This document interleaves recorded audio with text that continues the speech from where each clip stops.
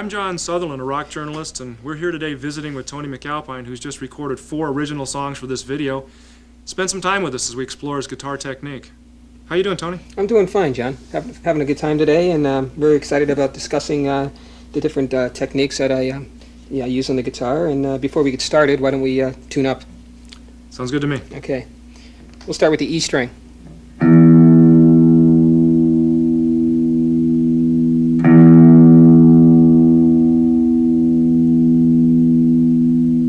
A.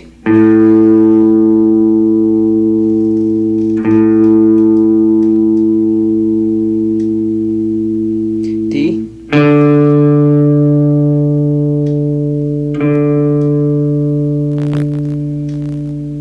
G.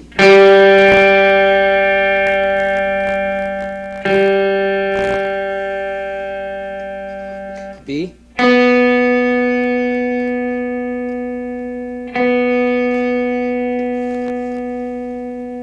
E.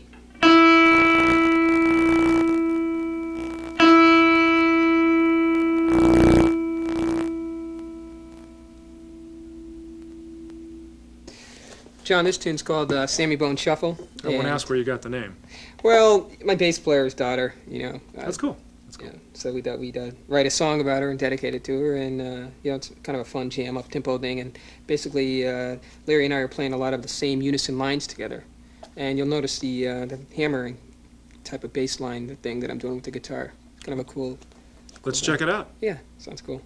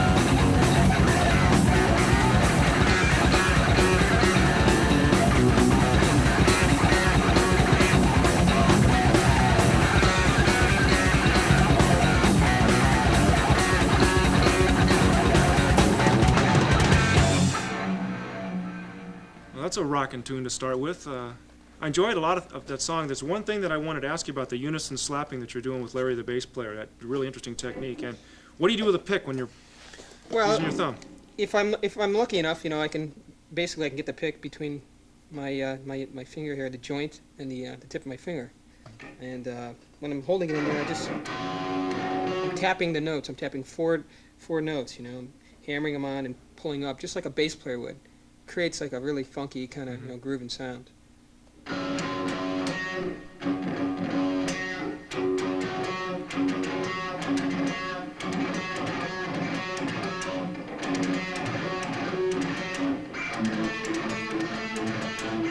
can actually move that around the neck, and you can use that into any type of pattern that you really like.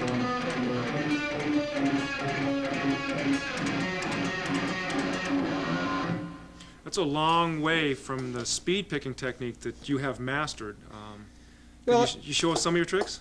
Yeah, I think what happens is, as you play more and more and you start to experience more things in life, you start to, your appetite musically starts to expand. And I think basically that's the point in which we're, the road in which this new band is traveling to. How did you develop your right hand to do some of the faster arpeggios that you do, particularly in this song? I was really into a lot of the repetitive, picking patterns. A lot of the picking patterns where you'd really get involved with the pick and playing 3 notes on the string. And for instance, an exercise.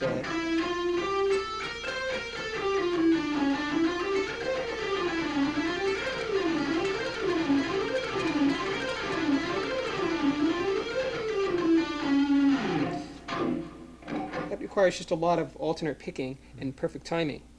If you're in a position where your pick is not in contact with the string at the same time the finger, comes down, you get a lot of string noise, and you really don't want that to happen.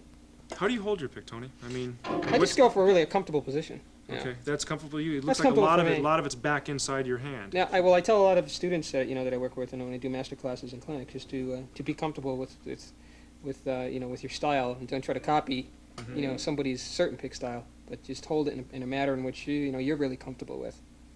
Well, I'm watching your hand. It looks like it's hardly even moving. It's just such an economy of motion.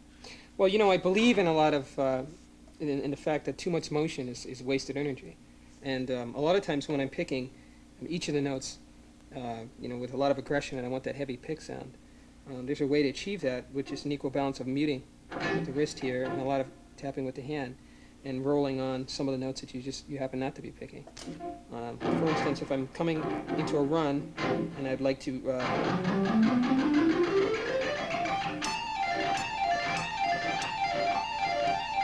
I'll just pick the top string here.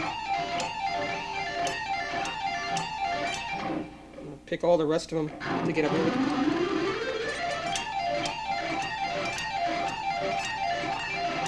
I'm taking D, F, G, A, and B flat here, and I'm just hammering on the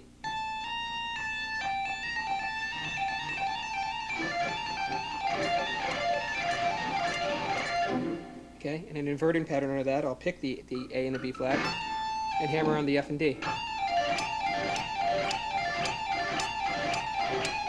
You can carry that pattern really all over the neck.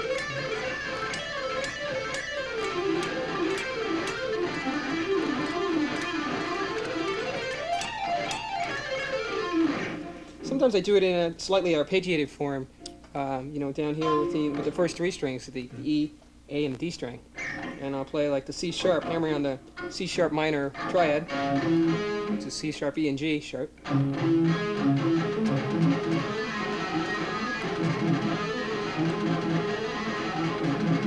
It sounds like I'm picking a lot of the notes.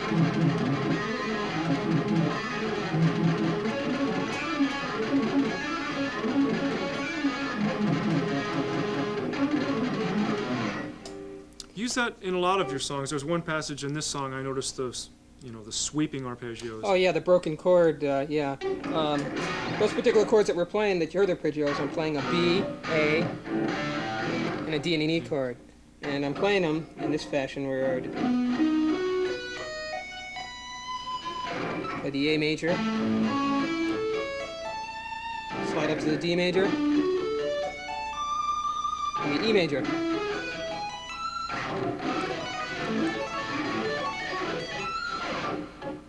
So it's a cool little pattern. I like to. I really made that kind of smooth by taking it all over the neck. Making an exercise of it. Sliding the index finger up.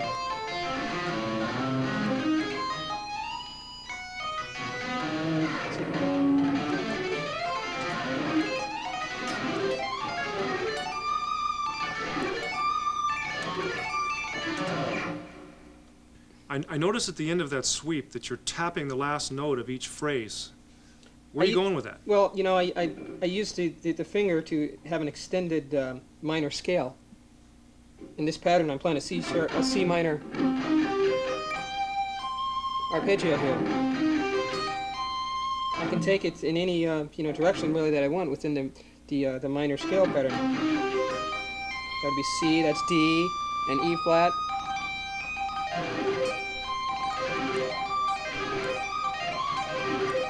You can slide your finger too to get different types of like bowed sounds.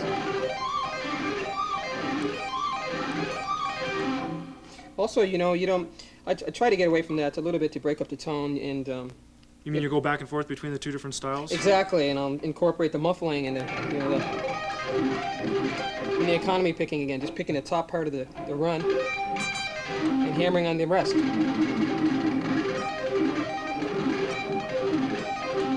Maybe employing the scale idea that we were talking about when we were.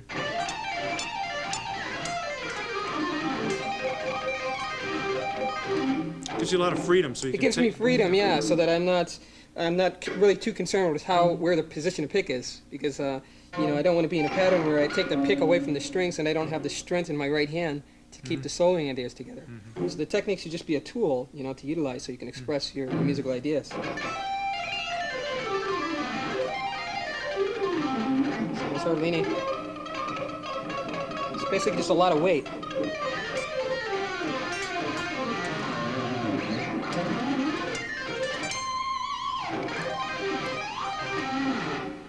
I've noticed one of the things about your playing, Tony, is that a lot of times people try to copy things exactly without understanding the concept. It's much more important to understand the concept of what you're trying to achieve. And that is probably what gives you the freedom that you have on the guitar when you can go so many different places with your ideas. Exactly. I mean, for instance, there are a million different ways to play arpeggiated ideas. I try to do that a lot. Instead of just playing the triads, I play like sevens, major seven arpeggios, where an example C major seven, I'll have a C, E, G, and B, and I'll have a synthesized type of effect happening. Instead of just a raking, sweeping motion, I'll have more of a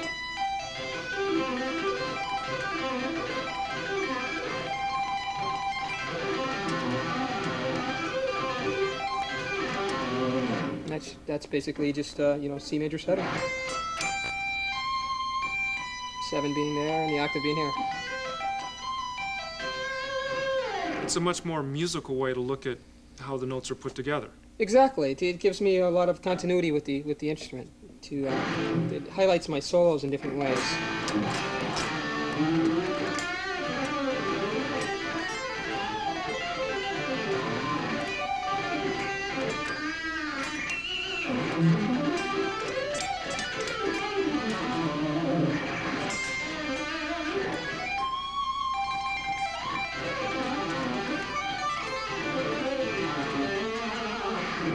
That particular pattern, too, I'm utilizing a lot of pentatonic scales also, which is evident in the Sammy Bone Shuffle. Yeah, it's part of the core of the song. Yeah, instead of concentrating too much with the ideas of, the arpeggios, I build a lot of the function of the song, the mechanics of it around the pentatonic scale. The song's in F sharp minor, so we're starting with. So I've learned to rake the the arpeggio in a pentatonic type fashion.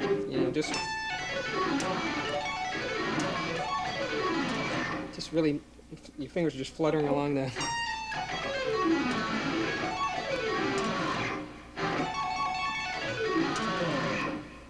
Did you encourage other players to when they compose, to use as many diverse ideas as you've used in this song? I mean, you started out with a funky little groove, and you had the major sweeps. There's a lot to this song. Yeah, well, I think it's very important when you're playing music to surround yourself with a very strong core of musicians. And, with the drummer that I have, Mike Tirana, and the bass player, Larry Dennison, these guys are very much into the exploration of trying different ideas and not getting locked into just one particular way to do things. And I think that that's where where our strength lies. I noticed when you guys were taping these songs that you did 3 or 4 takes of each song, and every time the song was markedly different. Well, that's because I'm not too interested in working out a lot of the the ideas that I'm trying to put down. I'm more involved in where playing from the heart comes from, and I think that can only be done with just the practice, just improvisation. I was going to ask you about that because there's a solo you do at the end of this video that was the last thing you taped today, and it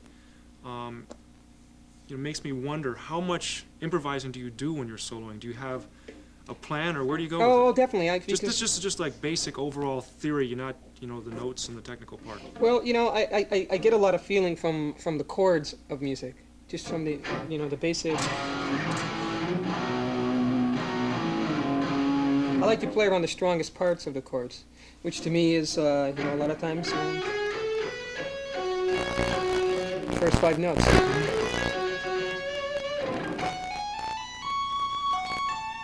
And it builds around the the triads of the chords.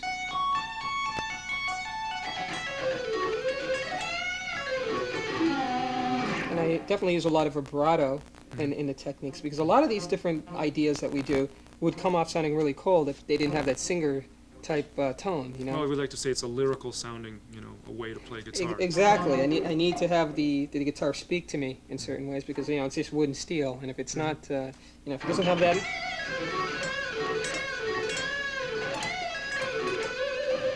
It's wood and steel and fingers and skin and bone too. I mean, everybody can make the same guitar sound different. Exactly. Yeah, it's very true. Tony, let's take a look and listen to the next song, sweeping romantic ballad. What should we look for? Well, John, I've always been very fascinated with those those type of songs. Ever since I think I really took a serious, in-depth look at it on the Maximum Security album with a song called "Tears of Sahara." And again, on this new album, Freedom to Fly, we have a song called "The Champion." Very emotional playing on both songs. Yeah. Well, thank you very much. Well, this particular song, we have the space of the actual trio here. I just thought that this was a very sad type of, haunting little melody.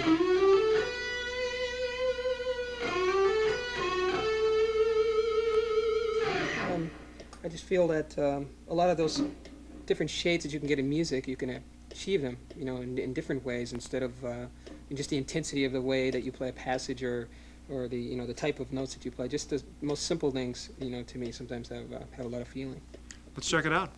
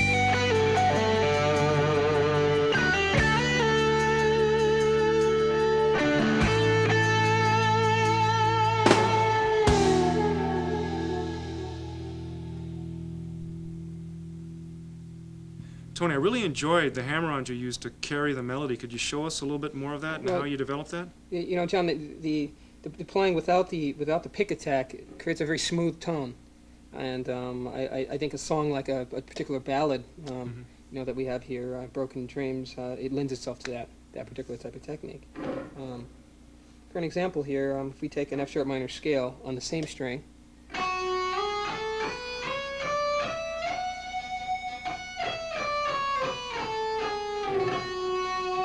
We play that in groups of 3 notes at a time, starting with the A, a third above the highest F sharp. We get a very bell-like sound, yeah.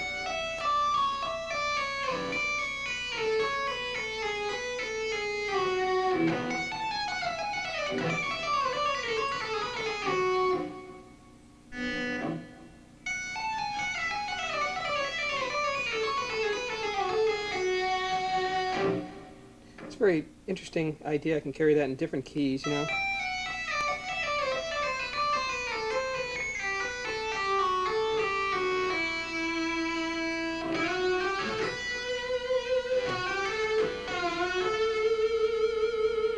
As I hold down these particular notes, my left hand is particularly involved with creating different chordal tones, you know. So that's where I utilize the bar to enhance the vibrato.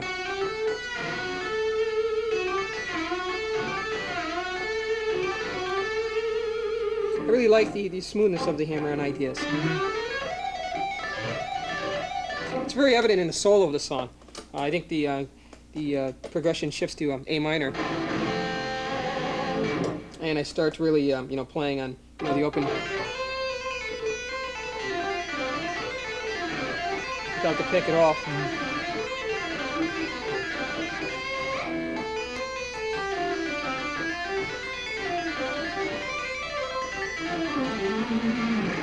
Just for a lot of arm weight, you can achieve that smooth tone.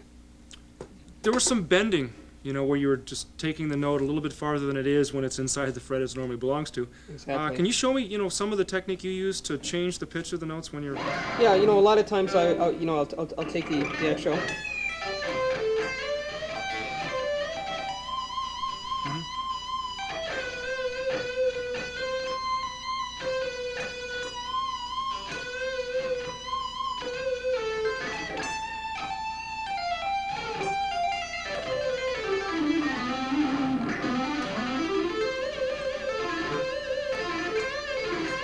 It creates again that bowed, that bowed effect instead of actually bending to the next note. Just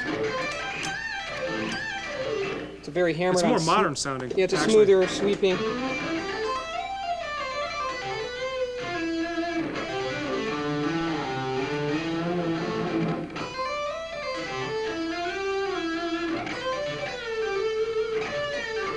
same idea, but slurring the other way, in the opposite direction.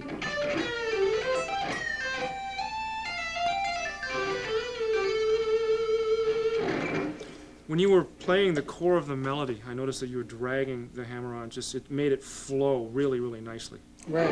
Yeah, sure.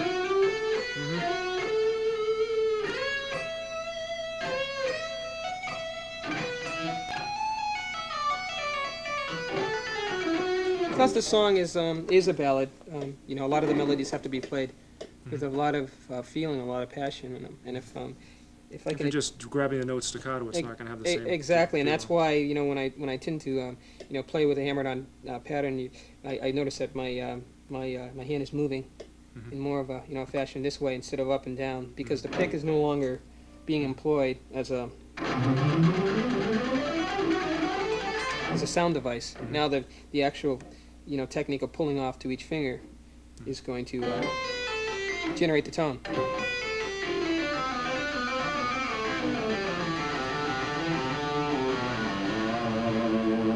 For instance, I can play an A minor all over the neck with this type of pattern instead of just playing an A minor scale in one box figure.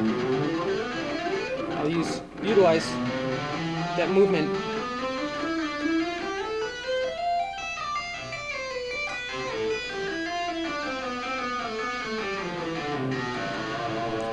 In previous interview situations we've talked before, one of the things you pointed out to me is you don't like to be boxed in. You don't like to be caught in a trap where you're in one place and there's only one way out. Right, right, precisely. Did you utilize that at all in this song, where you could have gone several different ways in the same place? Well, you know, it happened, and it happens when we do multiple takes of things, especially on records, and especially, you know, in an environment where you're doing in a video, because you want to develop the sense of, you know, the feeling that you can really go a place where your mind, you know, where your mind is and your hands are just the tools to get you there. Because I've always thought, Tony, that the greatest skill as a musician is completely free and can go wherever his brain wants to take him with, you know, masterment of an instrument. It is. It is the dangerous part about practicing too many, you know, ideas which are could stagnate your creativity, is that you have to learn how to apply them in different you know, facets. For instance, like this hammer-on idea that we're talking about in the key of A minor, go ahead and, you know, stretch it to the key of A major, and you know, things like that, just by, you know, raising your third tone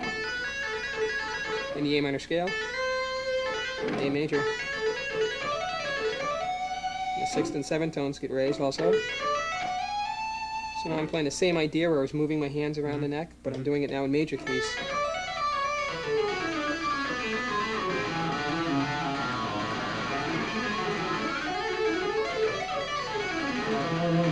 Do you consciously think when you're playing of what it would sound like if you played a melody in one part of the neck as compared to another? Yeah, yes. Do you incorporate that in the... Yeah, I mean, oftentimes, you know, if I'm in a pattern where I'm involved in playing a particular melody in a song, and because this is instrumental music, there's no break from actually playing the actual, you know, the lead tones. If I'm involved with you know, the task of playing a particular melody, and I'd like to you know, highlight it with certain little leads, I won't try not to develop an idea or a habit where I have to play it in one pattern. For instance, the bridge part of Broken Dreams, where it's,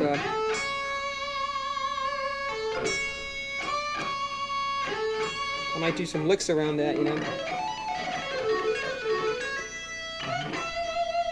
Instead of having to go.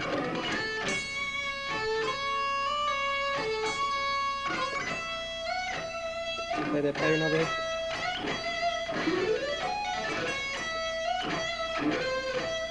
So definitely, I definitely encourage people to try to practice as many ideas all around the neck, you know, and yeah, try to get used to creating a whole sweet spot, you know, where the whole guitar is, you know, a friendly place for you to be.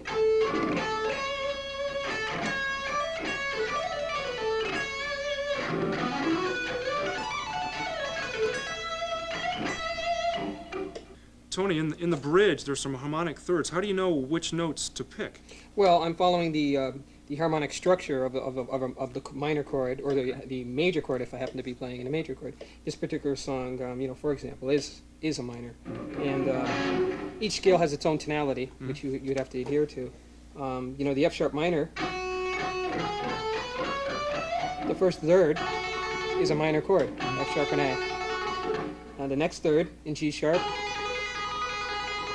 is major. The next one is major, major. Each of them are broken chords. Sort of like Eddie Van Halen when he...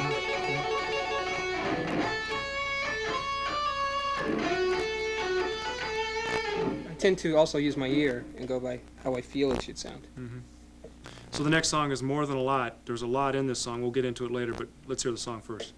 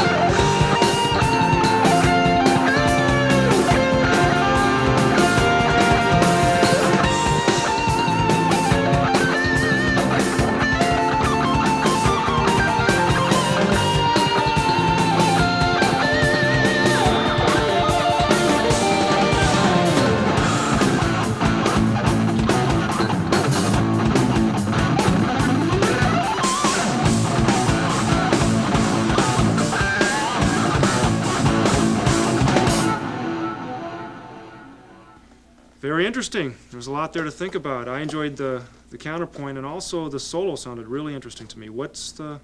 Well, the difference in the solo in that particular song is it's a major key. Right. It's a lot fresher, lot cleaner. I like to think, of an idea. It's less dark, because of the raised third is in 6th and 7th tone in the major scale, as opposed to those being flatted in the minor scale, which creates a darker image.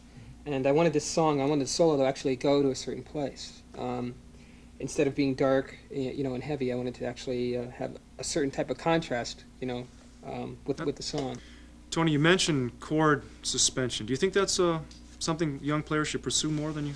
I think so. It's one of the things I always stress with some of my students is playing rhythm ideas, a rhythm structure, and then continually hearing that in your head while you play a lead over the alternating chords. In other words, an example of that would be to start with like an E chord, and by chromatically going up at least, let's say, four different frets, we'll address the harmonic structure of each of those chords in our soloing without losing the rhythmic aspect of what we're trying to do.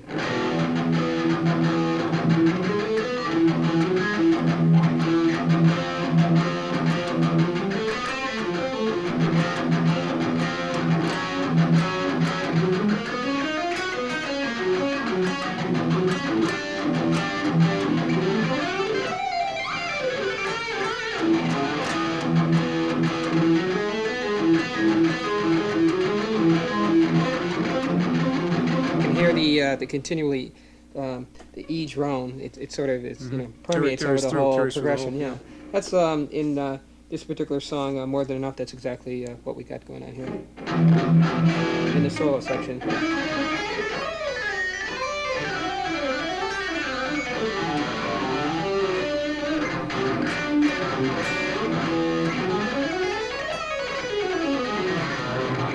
Even with the idea with the pentatonics, I'm doing the same thing. I like to think I'm like superimposing different chords over other chords. This, in essence, would be like a. If you think of that, it would be a C sharp minor pentatonic run. But over E major, it's very major sounding.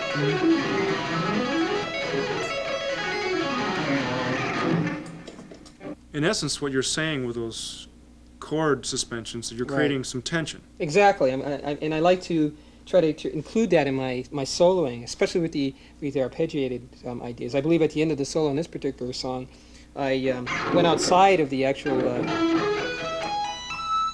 E major, feel by stretching all the way up to F sharp.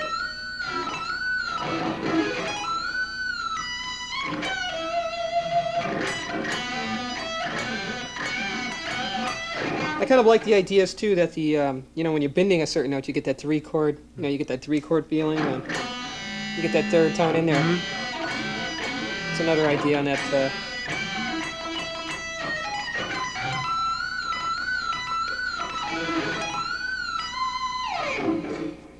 Another of the little nuances I noticed, Tony, is you're sliding backwards as you're playing some of the notes in the melody. Can you show us some of that? Yeah, I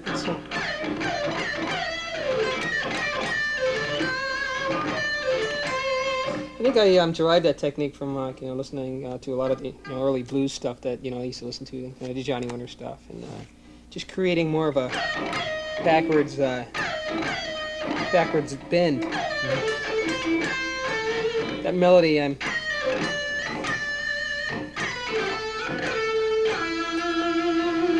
very it's a very very fresh type of different way, I think, in terms of instead of coming under the note, come from the top of the note.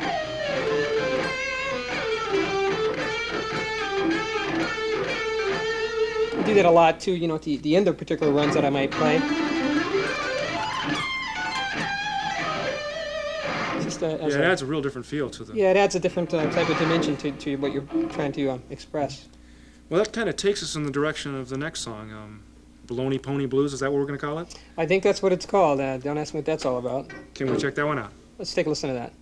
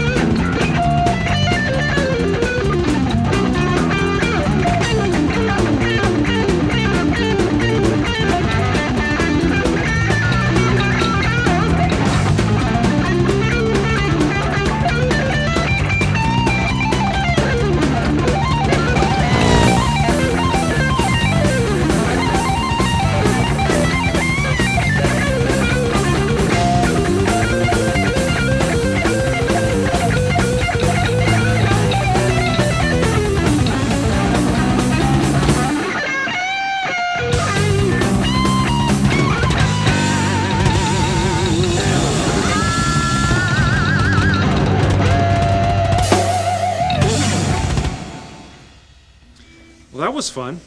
You know, Thanks, John. wandering off into the blues direction for a while there. There were some very interesting things that we'd like to bring up. I find blues a very emotional style of music with a lot of room. And here you spent some time working with intervals in an interesting way. Yeah, I like to. I'm very fascinated, of course, with the pentatonic ideas. It's very limitless, but I also like to employ the fresher the aspect of the major and minor chords mixed in with the pentatonic scales. I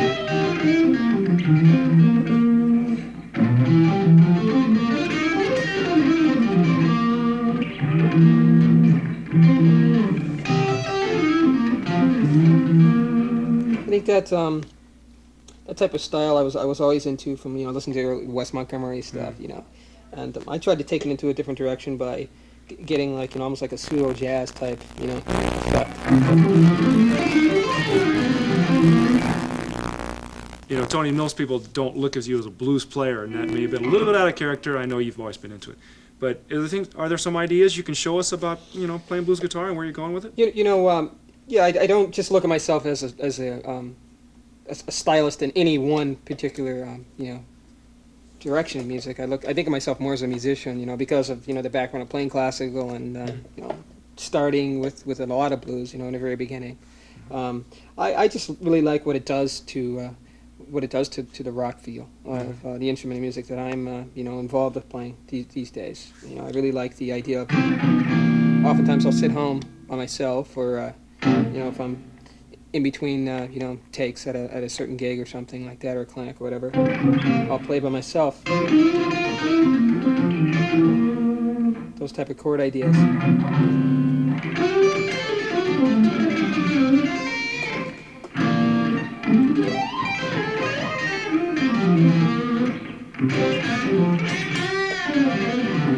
Boy, there was a lot there. I mean, the sweeps, the bends. Yeah, you see, I can employ these sweeps in a lot of different, way more than just, the A minor thing. You can really get into the pentatonic idea.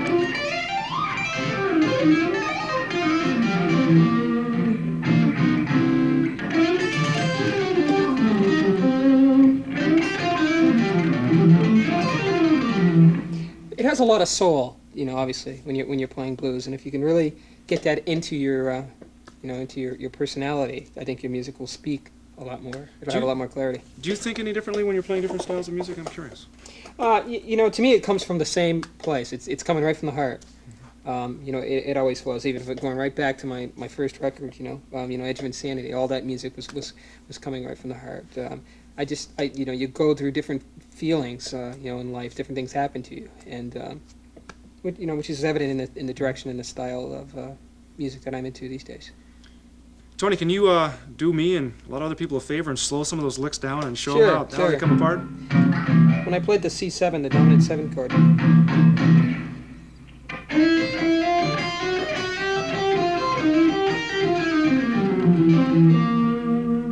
Started with a 6th here.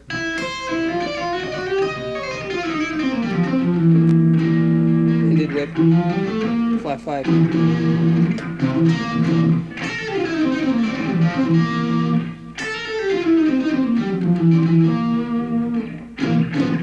And again, as you see, my hand is doing a lot of the the sliding back and forth over the frets. It creates a lot of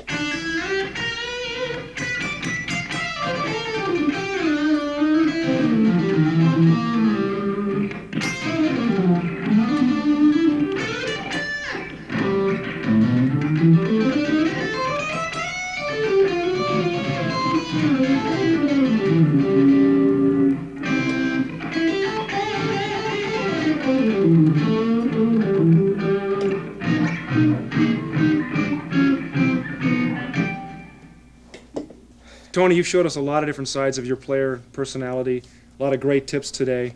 Aside from the technical things that you can show us, what is the best advice you can give a young guitar player coming up? Well, John, dedication is the key factor. You really have to really be into what you're doing, and at all costs make certain sacrifices in your life to achieve that type of success. And I don't mean success monetarily or but just more spiritually, just being able to, attain the type of, accomplishments that you think that you can, you think that you should be, achieving. And as a very young person, I realized that I had to make sacrifices, and I sacrificed a lot of, playing with other kids and things like that, and hanging out for practice. And perfect practice makes perfect playing, and you have to be dedicated to those results.